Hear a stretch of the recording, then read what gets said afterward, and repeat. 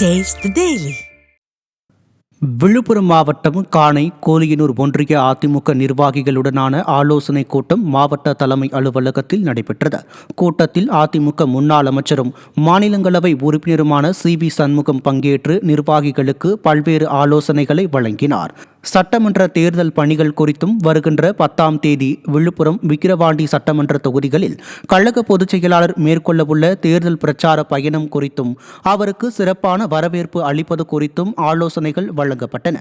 மேலும் திமுக ஆட்சியின் அவலத்தை மக்களுக்கு எடுத்துரைக்கும் வகையில் மக்களிடம் நிர்வாகிகள் எடுத்துரைக்க வேண்டும் எனவும் ஆலோசனை வழங்கப்பட்டது.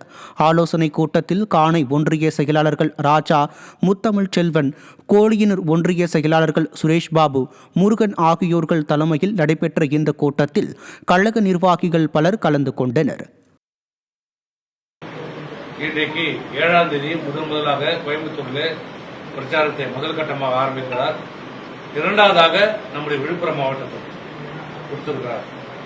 அந்த அளவுக்கு உங்கள் மீது, இந்த மாவட்டத்தின் மீது நம்பிக்கை வச்சு விழுப்புரம் மாவட்டத்திலே சிறப்பாக செய்வார்கள், எழுச்சியோடு செய்வார்கள் என்ற நம்பிக்கையோடு இரண்டாவது கூட்டத்தை இங்கே நமக்கு வழங்கியிருக்கிறார்கள்.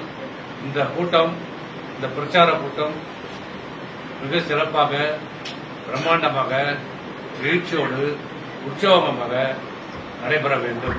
நம்முடைய எம்ஜிஆருடைய ஆட்சி, அம்மாவுடைய ஆட்சி, எடப்பாடியார் தலைமையில் மீண்டும் அமைய வேண்டும். எழுச்சியோடு, உத்வேகத்தோடு எல்லோரும் ஒற்றுமையாக செயல்பட வேண்டிய நேரம் இது.